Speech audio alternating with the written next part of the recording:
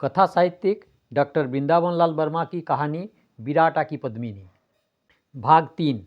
रात हो गई, खूब अंधकार छा गया। जगह जगह लोग आक्रमण रोकने की योजना में लग गए। गांव में खूब हल्ला गुल्ला होने लगा, मानो असंख्य सैनिक किसी स्थान पर आक्रमण कर रहे हो। कुंवर सिंह नरपति के मकान के बाहर वेश बदले शस्त्र सुसज्जित टहल रहा था। पहाड़ों वाले की टोलियां इधर उधर से आकर शोर करती हुई इस मकान के सामने कुछ क्षण के लिए खड़ी होकर अम्बा जी की जय, दुर्गा माँ की जय कहती हुई गुजर रही जाती थी। परंतु कुंवर चुपचाप टहल रहा था।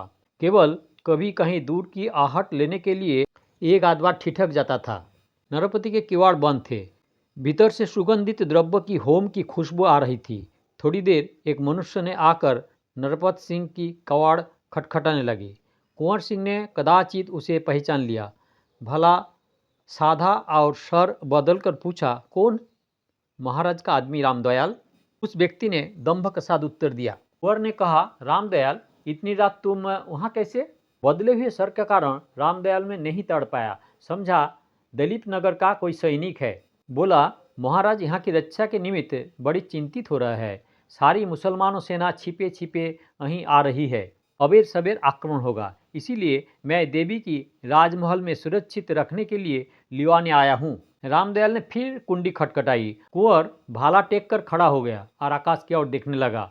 जब कोई बार कुंडी खटखटाने पर भी भीतर से कोई उत्तर न मिला, तब रामदयाल ने कुंवर से पूछा, आप कौन है? बतला सकते हैं नरपत सिंह कहाँ है और देवी जी कहाँ है? मैं हूँ कुंवर सिंह, नरपत सिंह भीतर है। रामदयाल शक पका गया, परंतु शीघ्र संभाल कर बोला, राजा वहाँ कैसे? देवी की रक्षा के लिए। सो हाँ, बहुत अच्छा, परंतु वहाँ राजा अकेले ही रक्षा करने के लिए डटे रहेंगे। हाँ, उनके लिए मुझे तुम्हारी जरूरत नहीं पड़ेगी। इतने समय में रामदयाल ने अपनी स्वभाव सिद्ध स्थिरता पुनः प्राप्त कर ली।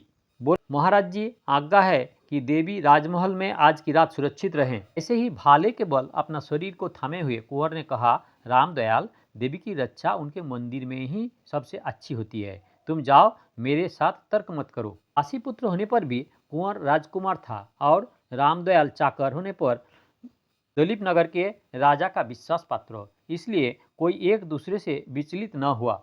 रामदयाल बोला, मैंने देवी की रक्षा का बीड़ा उठाया है। मैंने तुमसे पहले उन्हें राजमहल में जाना होगा। महाराज जी की आज्ञा है, ऐसे रक्षा न हो सकेगी राजा। भी नहीं तो महाराज से जाकर यही बात कह दूँ राजा, कह दो। मेरे प्राण बड़े संकट में है। उधर आज्ञा का पालन नहीं होता तो सिर से हाथ धोना पड़ेगा। इधर आपको अप्रसन्न करता हूँ तो प्राणों पर आ बनेगी। कुंवर सिंह भभक उठा, बोला, जा यहाँ से नीच। मैं तेरी प्रकृति से खूब परिचित हूँ। यदि वहाँ कोई और होता तो शायद तेरी चाल चल जाती। रामदयाल चला गया और थोड़ा नमक मिर्च लगाकर सारी बात राजा से कह सुनाई। गांव में रात भर हही हल्ला होते रहा, परंतु किसी ने किसी पर आक्रमण नहीं किया। सवेरे नहा धोकर राजा के सामने लोग इकट्ठे हुए। सैयद आगा हैदर राजा की हालत देखकर सहम गया। धीरे से जनार्दन के कान से कहा, महाराज को यहाँ लाने में बड़ी भूल हुई। क्या करते? जनार्दन ने भी धीरे धीरे से कहा, उनके हठ के सामने किसी की नहीं चलती। लोचन सिंह सरी के वीर को कल संध्या समय कत्ल करवाए डालते थे। उसने अपनी वीरता से अपने प्राण बचाए। इतने में कुंवर सिंह आया। रात भर के जागरण के कारण आंखें फूली हुई थी और चेहरे पर थकावट छाई थी। काम करके राजा के पास जाकर जथा नियम बैठ गए। राजा की आंखें चढ़ गई, परंतु कुछ कहा नहीं। देर तक किसी दरबारी की हिम्मत कोई बात कहने की नहीं पड़ी। लोचन सिंह बहुत समय तक कभी चुप नहीं रहा था। बोला, किसी ने हल्ला वल्ला नहीं किया। जानते थे कि अभी तो एक ही आदमी की लाश ढेवी पड़ी है, आगे ना मालूम कितने लाशें ढेवी पड़ेगी। कुंवर सिंह ने पूछा, लाश को वे लोग कब उठा ले गए? हम लोगों के वहाँ से चले जाने के थोड़ी ही देर का पीछे, लोचन सिंह ने उत्तर दिया। राजा ने रुखाई के साथ कहा, हमको वह सब चब्बर चब्बर पसंद नहीं है। फिर सन्नाटा छा गया। इतना ही दूर से आने वाली रमतुलो और ढोल ताशों की आवाज़ स्पष्ट सुनाई पड़ने लगी। जनार्दन ने धीरे से राजवैद्य से कहा, हाकिम जी, कल्पी की फौज छापा मारने वाली है। वह मुसलमान के लिए मूर्खता की बात होगी यदि उन्होंने कुछ आदमियों के अपराध के लिए गांव भर के सताया व अपने राज्य की सेना पर धावा किया। रामतुलो और ढोल नाशक के जो आवाज़ आ रही है ये किसी की बारात की बाजे है। जनार्दन ने धीरे से मंतव्य प्रकट किया, न मालूम किस बुरी सावत में यहाँ आए थे। कसूर लोचन सिंह का है। आगा हैदर ने अपने आसपास कनखिया में देखते हुए सतर्कता के साथ कहा, पंडित जी, ठाकुर एक दिन अपने राज्यों को किसी गहरे खंडक में खपा देगा। जब इस तरह से किसी बड़ी जगह से सन्नाटे में दो आदमी कानाफूसी करते हैं तब टोलियों सी बनकर अन्य उपस्थित लोगों को कानाफूसी करने लगते हैं। स्थान स्थान पर कानाफूसी होती देख राजा उस सन्नाटे को अधिक समय तक न सह सके। बोले, लोचन सिंह महाराज, उसने उत्तर दिया, तुम्हारे घराने में चामुंड राय की उपाधि चली आई है, जानते हो? हाँ महाराज, सारा संसार जानता है कि सिर पर सिर काटने के बाद उपाधि हम लोगों को मिला है। तुमको प्यारी है? हाँ महाराज, प्राणों से भी अधिक, और कदाचित इस संसार के संपूर्ण जीवों से अधिक, यानी मुझसे भी बढ़कर। क्यों ठाकुर? हाँ महाराज, निर्लज्ज मूर्ख। तो नहीं महाराज, चामुंड राय की जो प्रतिष्ठा है वह हृदय का खून बनाकर प्राप्त हो गई है। किसी को लोभ के बस में वह दलित नहीं हो सकता। बस वही तात्पर्य था और कुछ नहीं। लोचन सिंह, तुमने रात को कहाँ पहरा लगाया था? राजमहल पर। झूठ बोलते हो, उस लड़की के वहाँ जो देवी कहलाती है वाली करने में तुम भी तो थे। न था महाराज, राजू, वहाँ पर मैं अकेले ही था। बहुत विनीत परंतु दृढ़ भाव के साथ कुंवर सिंह ने बोला। हाँ, अब तुम बहुत मन चले हो गए हैं। राजा ने उपस्थित लोगों की परवाह ना करके कहा, अरे ये सब लक्षण मुझे बहुत अखरने लगे हैं। तुम क्या वह समझते हो कि ऐसी बेहुदा हरकतों से मैं प्रसन्न बना रहूंगा? कुंवर सिंह स्थिर दृष्टि से एक और देखते रहा, उत्तर में कुछ नहीं बोला। लोचन सिंह की ओर एकटक दृष्टि से देखने लगे। लोचन ने नेत्र नीचे नहीं किया। आज तुम्हारी चामुंडा राय की परीक्षा। लोचन सिंह, राजा ने कुछ क्षण पश्चात कहा, आज्ञा हो महाराज। लोचन सिंह बोला, वह मुसलमानी फौज हमको और हमारे धर्म को नष्ट भ्रष्ट करने के लिए आए हैं। राजा ने कहा, उन लोगों के आंख मंदिर के मूर्ति तोड़ने, मूर्ति की पुजारी उन दंगी की लड़की को उड़ा ले जाने पर है। मेरी आज्ञा है, उस सेना का मुकाबला करो और लड़की को सुरक्षित दिलीप नगर पहुंचा दो। कुंवर सिंह कांप उठा। जनार्दन को रोमांच हो आया और लोचन सिंह के नाही पर सबकी आशा जा अटकी। लोचन सिंह ने हाथ बांधकर उत्तर दिया, उस सेना का सामना करने के लिए मैं अभी तैयार कराता हूँ, परंतु अपने पास इस युद्ध के लिए काफ़ी सैनिक नहीं है। दिलीप नगर की ओर से सेना बुलाने का प्रबंध कर दीजिए। दूसरी आज्ञा, जो दांगी की लड़की को दिलीप नगर पहुंचाने के संबंध में रखती है, उसका पालन उस लड़की की इच्छा पर निर्भर है। यदि यह दिलीप नगर न जाना चाहते तो मैं उसे पकड़कर न भेजूंगा। लोचन सिंह चला गया। उसी समय ढोल, ताशों और रामतुलो का शब्द फिर सुनाई पड़ा। आगा हैदर ने कहा, सवारी दिलीप नगर वापिस चली आई तो बहुत अच्छा, वहाँ शांति के साथ दारू होगी। तुम सब गाधे हो। राजा जरा कष्ट के साथ बोले, यह आवाज़ क्या है? इसका पता तुरंत लगाओ, नहीं तो मार खाओगे।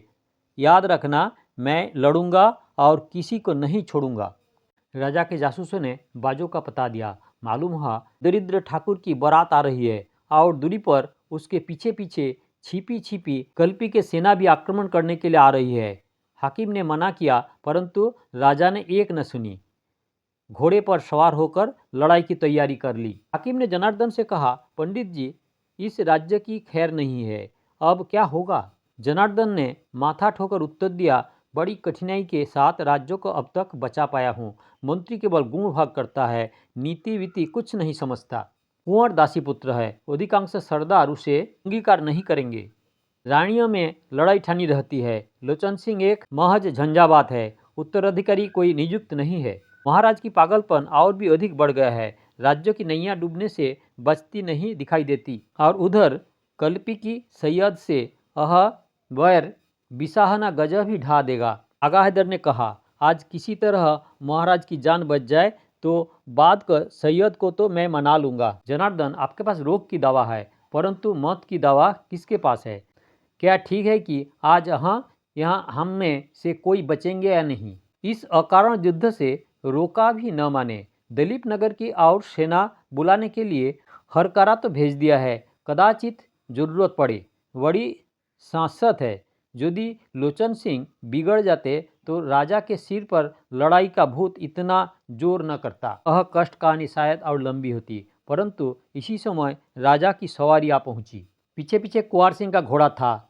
जहां जनार्दन और हाकिम खड़े थे, राजा ने घोड़े की बाग थाम कर कहा, आप लोग लड़ नहीं सकते, पीछे रहें। फिर मुड़कर कुंवर सिंह से कहा, तुम मेरे साथ मत रहो, लोचन सिंह इधर आए। लोचन सिंह तुरंत घोड़ा कुदाकर आ गए। क्या आज्ञा है? कल्पी की फौज पर धावा बोल दो, जो हुकुम। लोचन सिंह ने उत्तर दिया। दिलीप नगर की सेना जासूसों के बतलाए मार्ग पर चल पड़ी और लोचन सिंह की स्वल्प सावधानता पवन पर कुंवर सिंह मन महसूस कर पीछे रह गया था। नरपति के दरवाजे के सामने से निकला, उधर दृष्टि गई, कुमुद को देखा, सचमुच अवतार। कुंवर ने नमस्कार किया। कुमुद बहुत जरा सी मुस्कुराई। शायद उसे मालूम भी न हुआ होगा कि मुस्कुरा रही हूँ। कुंवर सिंह आगे बढ़ गया। जिस पर बारात आ रही थी उसके दरवाजे पर तोरण बंधनबार लगे हुए थे। वही होकर दलीप नगर की सेना निकली। राजा ने लोचन सिंह से पूछा, क्या वही उस ठाकुर की बारात आ रही है?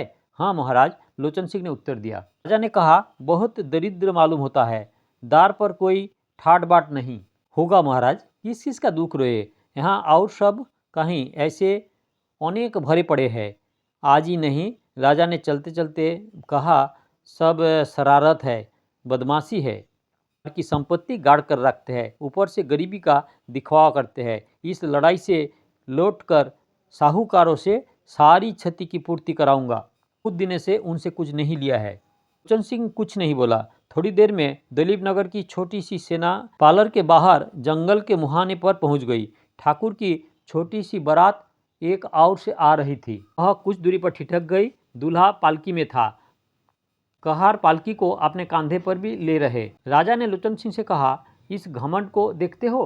पालकी नहीं उतारी गई, चाहूं तो अभी दूल्हा को खंड खंड कर डालूं। लोचन सिंह ने अपेक्षा के साथ कहा, महाराज, यह बुंदेला की बारात है, दूल्हा किसी के लिए भी पालकी से नहीं उतारेगा, निर्धन हो चाहे श्रीप्रसन्न, परंतु बुंदेल आपस में सब बराबर है। सब बराबर है, तुम और हम, मैं प्रजा हूँ। लोचन सिंह ने उसी स्वर से कहा, यह बुंदेला आपकी प्रजा नहीं है, उनकी पालकी नीची नहीं हो सकती। फिर चिल्लाकर कहारों से बोला, ले आओ अपनी पालकी को। पालकी और बारात कतरा कर निकलो। थोड़ी देर में कल्पी की सेना से मुठभेड़ हो गई। राजा, लोचन सिंह और कुंवर सिंह थोड़ी देर घोड़ों पर ही लड़ते रहे। आधी घड़ी पीछे राजा का घोड़ा आहत हो गया। राजा के घोड़े से उतारते ही उनके अन्य सरदार भी पैदल लड़ने। कल्पी की सेना बड़ी दृढ़ता और दिलेरी के साथ लड़ेंगे, परंतु यह अल्पसंख्यक थी। दिलीपनगर के सेना भी बहुत न थी। एक को दूसरे के बल का पता न था। टुकड़ियों में बांटकर दोनों और के सेनाओं भिड़ गई और कटने लगी। कल्पी की एक टुकड़ी ने राजा को उनके कुछ सरदारों सहित धर दबाया। रोगग्रस्त होने पर भी राजा पागलों की तरह लड़ने लगे। कोई आक्रमणकारी हताहत हुए, परंतु ठेल पर ठेल होने का कारण एक किनारे दूर तक राजा को हटाना पड़ा। उनके साथी जरा दूर पड़ गए। राजा मुश्किल से अपना बचाव करने लगे। क्षण क्षण पर यह भाषित होता था कि राजा अब आहत हुए और अब सहायता के लिए ऐसे समय में पुकारना राजा की बाची खुशी शक्ति के बाहर है। इतने में पेड़ों की एक झुरमुट के पीछे इधर उधर कुछ आदमी जोर से भागे। हमला करने वालों का ध्यान जरा उचटा की बह का झंगा पहने और मुकुट बांधे बारात का वह दूल्हा तलवार भांजता हुआ वहां आ टूटा। ठेठ बुंदेलखंडी में बोला, काकाजू, एक हाथ मोराई देखने में आओए। उधर पालकी पटक कर भागे हुए कहारों ने कोहराम मचाया। वह दूल्हा इतने बेग से लड़ा कि जगह जगह से उसके झांगा फट गई। रुधिर की धार बदन से वह निकली और सिर का मोर टुकड़े टुकड़े होकर धरती पर रुध गया। उसी समय दिलीप नगर की सेना सिमट गई। तलवार अनवरत रूप से चली, ऐसी चली कि कालपी वालों के छक्के छूट गए। जो सशक्त थे वो भाग खड़े हुए। मालवा के एक लड़ाई तो हार कर ये लोग आए ही थे। इस लड़ाई में भी एक बार पैर उखाड़ने पर फिर भागने में ही कुशल देखी। संध्या होने के पूर्व ही युद्ध समाप्त हो गया। कल्पी की घबराई हुई सेना कल्पी की ओर कोसों दूर निकल गई।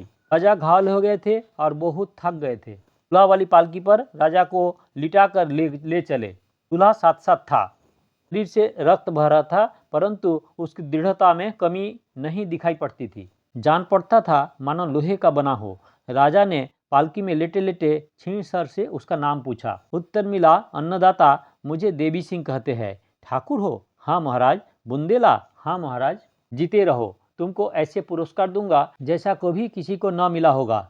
इस समय जनार्दन शर्मा और आगा हैदर की पालकी के पास गांव के और से आ चुके थे और बड़े आदर्श की दृष्टि से उस दरिद्र दुल्हा को देख रहे थे। कुंवर सिंह उदास था, पीछे पीछे चला आ रहा था। लोचन सिंह कुछ गुनगुनाता हुआ चला आ रहा था। बंधनबार वाले दरवाजे पर जब राजा की पालकी पहुंची तब देवी सिंह ने राजा से बोले, देवी सिंह, अब तुम अपना ब्याह करो। टीके का मुहूर्त आ गया है। ब्याह होने के बाद दलीप नगर आना, अवश्य आना, भूलना मत। पालकी दरवाजा पर ठहर गई। दूल्हा ने पालकी की कर हाथ में पकड़कर क्षीण सर से कहा, मेरा ब्याह तो रण क्षेत्र में हो गया, अब महाराज की चरणों में मृत्यु हो जाए, बस यही एक कामना है। जब तक कोई संभालने में दौड़ता तब तक देवी सिंह धड़ाम से पालकी का सहारा छोड़कर अपनी भाभी ससुराल की सामने गिर पड़ा। लोचन सिंह ने आगे बढ़कर कहा, वाह, क्या बाकी मत पर रहा है? सब इसी तरह मरे तो कैसी आनंद की बात हो। राजा ने तीव्र स्वर से कराहते हुए कहा, काठ की कठोर कलेजे वाले मनुष्य, इस नान्हे से दूल्हा की मौत पर तो खुश हो रहा हो, संभाल इसको। वह न होगा। लोचन सिंह ने विचलित स्वर से कहा, क्षत्रिय को बिना किसी सहारे और लाड़ दुलाड़ के मरने दीजिए, वह बचेगा नहीं। फिर पालकी वालों से बोला, महाराज को शिविर में ले चलो। हाकिम जी तुरंत दवा दारू का बंदोबस्त करें, मैं इसकी त्रियोपचित क्रिया का प्रबंध किए करते हैं। राजा कुछ कहने के हुए, परंतु दर्द ने फिर न बोलने दिया। इतने में कुंवर सिंह वहाँ आ गया, तुरंत घोड़े से उतर पड़ा। अचेत देवी सिंह को यहाँ उसकी लाश के घोड़े पर रखकर आगे बढ़ गया। लोचन सिंह ने पीछे से आकर कहा, आज देवी ने लाज रख ली, चलो राजा, पुजारी को कुछ देने चले। कुंवर सिंह ने कोई उत्तर न दिया। जब ये दोनों नरपत सिंह के मकान के सामने पहुंचे, राजा की पालकी आगे निकल गई थी। लोचन सिंह ने घोड़े पर चढ़े चढ़े नरपति को पुकारा। दरवाजे पर सांकल चढ़ी थी, किसी ने उतार न दिया। कुंवर सिंह ने आगे बढ़ते हुए कहा, आओ, मैं नहीं ठहरूंगा। लोचन सिंह ने फिर पुकार जगाई। उस मकान से तो कोई उत्तर नहीं मिला, परंतु एक पड़ोसी ने कियाड़ों के पीछे से कहा, अह तो देवी के साथ दोपहर के बाद न जाने कहाँ अंतर्ध्यान हो गए। लोचन सिंह चल दिए। कुंवर कुछ और प्रश्न करना चाहता था, परंतु वह पड़ोसी पहर से खिसक कर अपने घर के किसी भीतरी भाग से आ छिपा। लोचन सिंह बोला, देवी कुछ कर गई, चलिए। सब लोग डेरे पर पहुंचे। राजा की मरहम पट्टी हो गई। घाव काफ़ी लागे थे, परंतु कोई भय की बात न जान पड़ती थी। लोग रात भर उपचार में लगे रहे। देवी सिंह को भी बुलाया गया। कुंवर सिंह उसका दवा दारू करता रहा। अवस्था चिंताजनक थी। दलीप नगर के सरदार राजा को दूसरे ही दिन दलीप नगर ले गए। राजा ने देवी सिंह को भी साथ ले लिया। दिलीप नगर पहुंचने पर राजा के घाव अच्छे हो गए, परंतु पागलपन बहुत बढ़ गया और उनकी दूसरी बीमारी भी थी, भयानक रूप धारण कर लिया। देवी सिंह को अच्छे होने में कुछ समय लगा। राजा का स्नेह पर उस पर इतना चढ़ गया कि निजी महल में उसे स्थान दे दिया। राजा का स्नेह भाजन होने का कारण बड़ी रानी भी देवी सिंह पर कृपा करने लगी और छोटी रानी अकारण ही घृणा। रामदयाल बचपन से महलों में आता जाता था। उन दिनों तो वह राजा के विशेष टहल ही करता था। रानियों उससे पर्दा नहीं करती थी। छोटी रानी का वह विशेष रूप से कृपा पात्र था, परंतु इतना चतुर था कि बड़ी रानी को भी नाखुश नहीं होने देता था। एक दिन किसी काम से छोटी रानी के महल में गया। छोटी रानी ने राजा को तबीयत का हाल पूछा। वह स्वयं राजा के पास महीने में एक आध बार राजा के घाव अच्छे हो गए, अवस्था का समाचार सुनकर रानी ने कहा, अभी तक महाराज बीमारी किसी को उत्तराधिकारी नहीं धारण कर लिया। यदि भगवान रूठ गए तो बड़ी विपद आएगी। राजा का स्नेह टालने के लिए इतना पड़ गया बोला कि महाराज महल में उसे स्थान दे दिया। राजा का स्नेह भाजन होने का कारण बड़ी रानी ने विश्वास दिलाया है, भगवान ऐसा ही करे, परंतु हाकिम की बात का कुछ ठीक नहीं। फिर कुछ सोचकर रानी ने कहा, कुंवर सिंह, राजा तो दासी का पुत्र है, उन्हें गद्दी नहीं मिल सकता। ऐसे ही राज सिंहासन उसकी रोनी सूरत की विरुद्ध है। इसमें क्या संदेह है महाराज? रामदयाल ने हाँ में हाँ मिलाई। महाराज ने अपने महलों में उस नए मनुष्य को क्यों रखा है? एक बुंदेला ठाकुर है महाराज। पालर की लड़ाई में वह बहुत आड़े आए थे, इसीलिए दवा दारू के लिए अपने खास महलों में काकूजू ने रख लिया है। जनार्दन शर्मा की उस पर कृपा है या नहीं? मंत्री तो बेचारा अपने बाप का लड़ाका होने का कारण मंत्रित्व कर रहा है। उस गाधे में गांठ की जरा भी बुद्धि नहीं। लोचन सिंह जंगल के बांस की तरह सीधा है, बस राज्य तो धूर्त जनार्दन कर रहा है। बड़ी रानी की महलों में जुहार करने जाता है या नहीं? महाराज वह तो सभी जगह जाने आते जाते हैं। एक बात बतला, जनार्दन महाराज के कान में कभी कुछ करता है या नहीं? मेरे सामने अभी तक तो कुछ कहा नहीं। महाराज तो उन्हें गाली देते रहते हैं। लोचन सिंह तो आते जाते रहते हैं नित्य महाराज, परंतु उनसे काकाजू की बातचीत बहुत कम होती है। बातचीत किससे ज़्यादा होती है? रामदयाल अधिक बोलकर कुछ नहीं कहना चाहता था, परंतु अब निर्वाह न होने देखकर बोला, शर्मा जी के साथ ही बहुत बात होते रहता है। किस विषय पर? विषय तो महाराज कोई खास नहीं है, परंतु कभी कभी देवी सिंह ठाकुर की प्रशंसा करते हुए सुना है। मैं सब समझती हूँ, रानी ने सोचकर कहा। फिर एक क्षण बाद बोली, रामदयाल यदि तो धर्म पर टिका रहा तो प्रतिफल पाएगा। रामदयाल ने नम्रतापूर्वक कहा, महाराज मैं तो चरणों का दास हूँ, तू मुझे महाराज के महलों का समाचार नित्य दिया कर। अब जा और जरा लोचन सिंह को भेज दो। थोड़ा समय उपरांत लोचन सिंह आया। दासी द्वारा पर्दे में रानी से बातचीत हुई। रानी ने कहलाया, लोचन सिंह, भगवान ना करे कि महाराज का अनिष्ट हो, परंतु यदि अनहोनी हो गई तो राज्य का भार किसके सिर पर पड़ेगा? जिसे महाराज कह गए। तुम्हारा क्या सम्मति है? जो मेरे स्वामी की होगी या जनार्दन की? महाराज की आज्ञा से जनार्दन का सिर तो मैं एक क्षण में काटकर तालाब में फेंक सकता हूँ। यदि महाराज की आज्ञा ना छोड़कर गए तो? ऐसी घड़ी ईश्वर न करे आए, और यदि आई तो उस समय जो आज्ञा होगी वह जैसा उचित समझूंगा करूंगा। रानी कुछ सोचती नहीं। अंत में कहलाकर लोचन सिंह को विदा किया कि भूलना मत कि मैं रानी हूँ। इस बात को बार बार याद करने की मुझे आवश्यक न पड़ेगी। कहकर लोचन सिंह चला। रानी ने फिर रुकवा दिया। दासी द्वारा कहलाया, सिंहासन पर मेरा हक है, भूल तो न जाओगे? उसने उत्तर दिया, जिसका हक होगा उसी की सहायता के लिए मेरा शरीर है और किसी का नहीं है। मैं इस समय इस विषय में कुछ नहीं कह सकता। स्वामी धर्म का पालन करना पड़ेगा। वह उपदेश व्यर्थ है। तुम्हारे आंखें और कान है, इस पक्ष को ग्रहण करोगे? इस पक्ष के लिए मेरे राजा आज्ञा दे जाएंगे, और यदि वह बिना कोई आज्ञा दिए सिधार गए तो उस समय जो मेरा मौज में आएगा। लोचन सिंह चला गया। रानी बहुत कुढ़ी। कृपया सब्सक्राइब करें, अच्छे लगे तो शेयर करें, लाइक करें। अगली भाग के लिए इंतज़ार कीजिए।